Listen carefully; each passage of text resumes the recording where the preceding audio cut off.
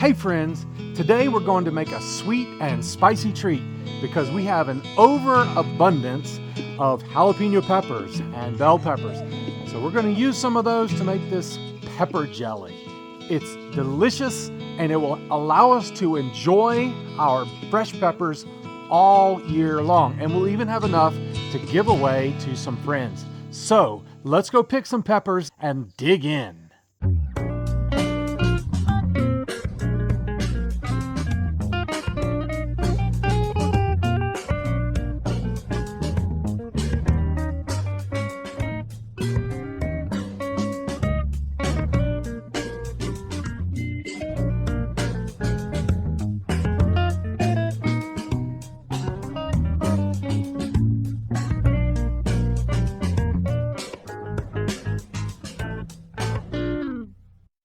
We've got a few different kinds of peppers here that we picked.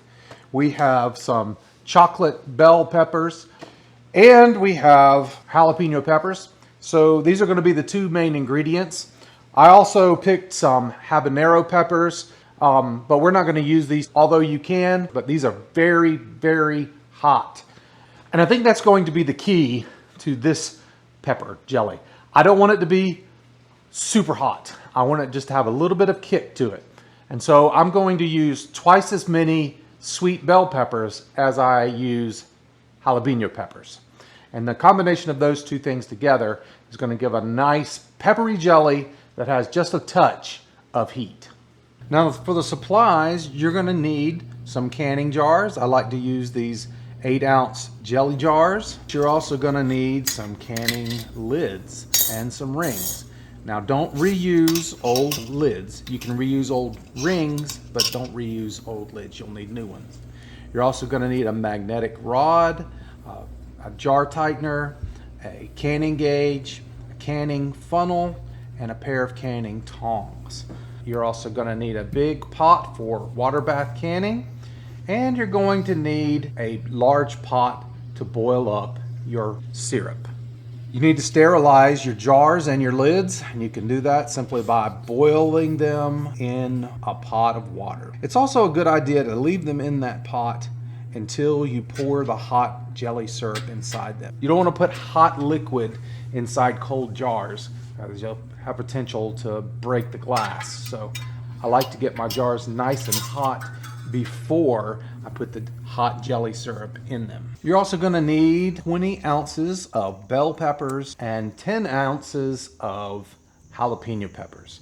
I got mine from the garden, and if you grow yours, it's a wonderful way to help preserve them is to make this pepper jelly, but you could also get your ingredients from a farmer's market or a grocery store, wherever you might get your produce from. Also, you're going to need 5 or 6 cups of granulated white sugar. You're going to need a cup and a half of white distilled vinegar and a half a teaspoon of non-iodized salt. And in order to turn your syrup into jelly, you will need 1.75 ounces of pectin. Now the first thing we're going to do is we're going to prepare these peppers. Of course, we'll take out the seeds and the core, and then we'll chop them up, and then we are going to process them. I don't want my jelly to be chunky. Some people like it chunky like that, but for me, I want it to be more smooth and jelly-like.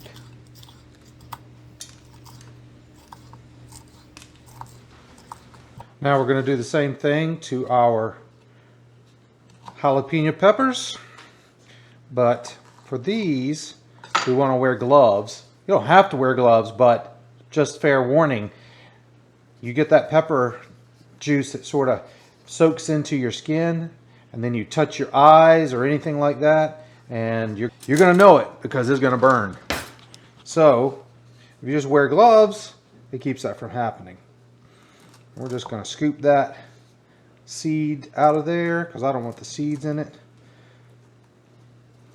Again, the seeds are extra hot and we don't want the extra heat. So we're going to get rid of that. Plus I just think it's going to look better without having the seeds in it. So What do you do with your peppers? You know, it just seems like if you grow hot peppers, you're going to end up with way more than you need, because I like hot peppers. I like jalapenos. I like the taste. I like to use them for different things, but I can only eat so much, and it seems like the hot peppers, they start coming in this time of year, and they produce until the first frost comes and kills the plants. So I'll be getting jalapenos probably for another month, and I've already been getting them for a month. So at some point you have way more than you can use, and you have to find things to use them for. So what do you do with your overabundance of hot peppers, jalapeno peppers?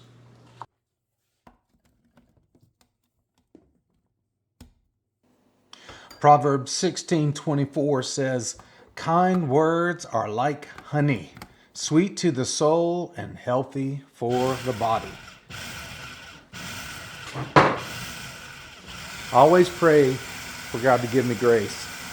I'm quick to stick my foot in the mouth, say the wrong thing, you know what I mean? And I don't really know any way around it. I'm just not that quick on my feet sometimes. I don't know about you. I can be awkward. I can say the wrong thing. So I have to pray a lot. Pray for God's grace. Pray for God's wisdom, so that I know the right thing to say at the right time. I don't want to sugarcoat things, but there's a time to be gentle and sweet. And you have to know the right thing to say at the right time. And so I always pray that the Lord would show me that and help me. How about you? Are you one to always know the right thing to say? Or are you like me, tend to stick your foot in your mouth? Leave me a comment and let me know what you think. So we're going to put all of this stuff into a food processor, obviously, and we're going to blend it up nice and smooth. I want my jelly to be smooth. I don't really want it to be chunky. And then we're going to pour all of our pepper juice, pepper pulp, into a big pan, and we're going to bring it all to a boil. Meanwhile, we're going to add 1.5 cups of white distilled vinegar and 1/2 teaspoon of salt.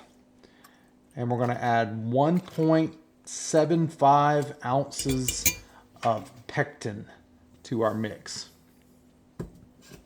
And bring all of that up to a boil. Once we get it to a good hard boil where I cannot stir it and make it stop boiling, it keeps boiling while I'm stirring it, we're going to let it boil like that for 1 minute. And then we're going to add in 5 or 6 cups of sugar.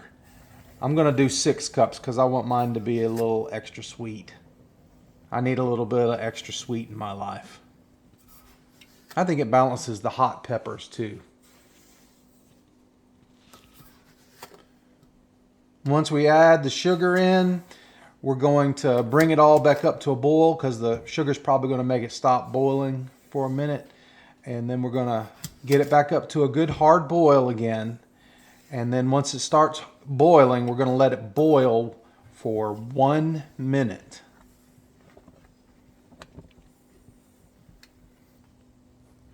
I had to switch to a larger burner that could put off more heat on my electric stove. I'm going to keep stirring this while it's coming up to a boil, and keep stirring it while it boils for 1 minute at a hard boil. And now it's time to fill our jars. And I don't recommend that you fill your jars the way I did. I was trying not to make a mess, and so I thought, well, I'll just hold the jars over the pot. But as I was doing it, I realized that this could be very dangerous and could go very badly. If I spill a little bit, sure, it's not going to get on the counter because it's going to go back in the pan, but guess where it's going to go? Possibly right on my hand. And I tell you what, pouring hot jelly syrup on your hand would not be good. So I recommend that you don't do it this way. Be safe. Lay your jars on the counter. You're going to ladle your jelly into your jars and keep your hands out of the way. Do as I say, not as I do. You want to fill your jars up to within 1/4 of an inch of the very top rim of the jar. I'm using a little canning gauge. It has these little cutouts on it to show you, you know, an inch, 3/4 of an inch, half an inch, and 1/4 of an inch. So you just hold it to the rim of the jar like this, and it tells you, how much headspace do you have.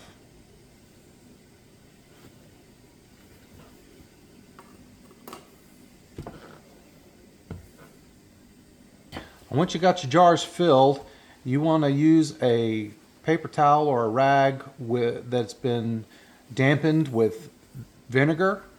You want to wipe off the rim of your jars.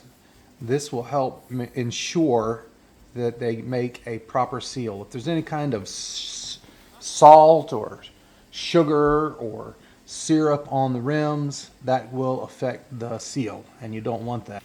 Now we're going to take our lids out of this boiling water that's been sanitizing them, and we're going to place them on top of the jars. You put one lid on each jar, and you're going to tighten that down with a ring. You don't have to over tighten it, just finger tight. That's all you need. Once we get all of the lids on the jars, we'll place the jars into a pot of boiling water. And this is called water bath canning, as opposed to pressure canning. For jellies like this, we don't have to pressure can. We just put them in a pot of boiling water, and you want to make sure that the water covers the top of the lid by at least 1 inch. And here again, I'll be using my handy dandy canning gauge to measure that I have at least 1 inch of water over the top of the lids. And since I'm a little bit short here, I'm just going to add some water back in, and I can use my gauge to see when I get to 1 inch.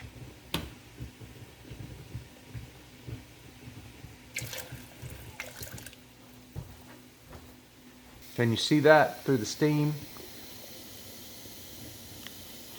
Now we're going to boil these jars in this water for 10 minutes.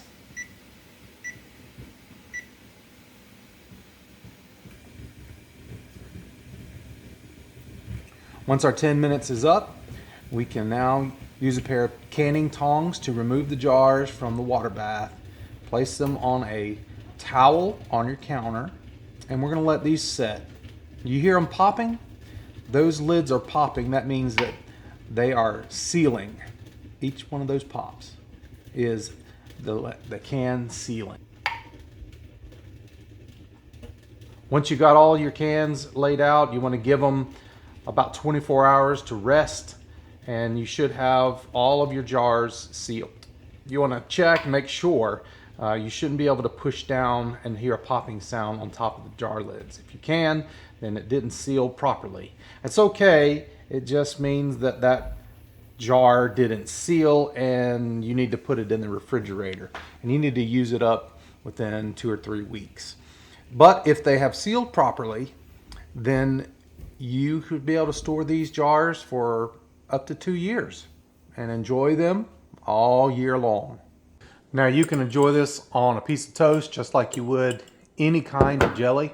Or for a special treat, you could use Ritz crackers and put a smear of cream cheese on it and top that with your pepper jelly. And this is just so delicious.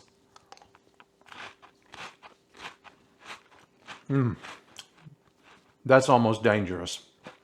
Just the right amount of sweetness and just the right amount of peppery, zesty goodness. You got to try this.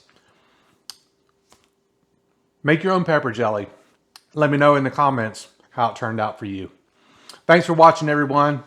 Now let's get out there and let's grow and be fruitful.